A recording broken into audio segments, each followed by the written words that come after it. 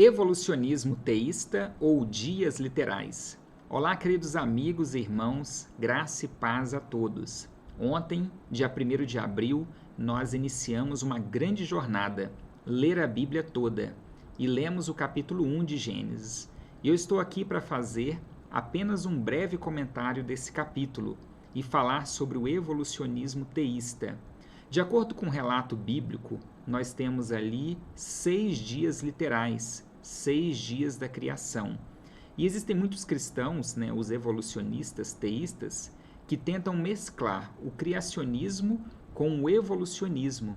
E nessa junção, eles dizem que ali, em Gênesis 1, não é uma semana literal, ou seja, ali são apenas 7 períodos de milhões e milhões de anos, em que os seres vivos foram se adaptando até chegar ao ser humano como existe hoje. E eu quero trazer apenas um dos muitos problemas que existe de unirmos o criacionismo com a evolução. E eu considero esse o principal problema. Se você diz que a semana da criação é simbólica e que durou milhões e milhões de anos, nós estamos dizendo que a morte surgiu antes do pecado. E aí, quando a Bíblia diz que o salário do pecado é a morte, esse texto já não é verdade mais. Porque nós temos ali muitos, milhões e milhões de seres vivos que morreram no processo adaptativo até chegar ao ser humano. Então, olha que coisa séria.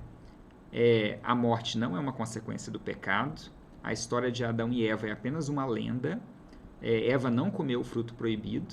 Ou seja, o pecado não existe certo e errado. E aí nós vamos desconstruir todo o plano da redenção.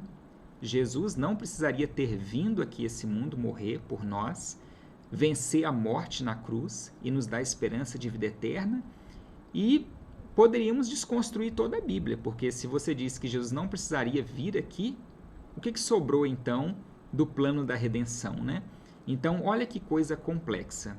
Existem, como eu disse, muitas pessoas, adolescentes, jovens, professores, líderes religiosos, que acreditam piamente, acreditam com sinceridade que dá para unir o criacionismo com o evolucionismo.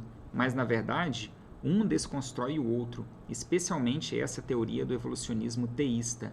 Porque se você crer dessa forma, como eu disse, então o pecado não existe, e a morte não é uma consequência do pecado. E aí, toda a nossa crença em Cristo e no Evangelho, ela é sem fundamento, ela é sem razão.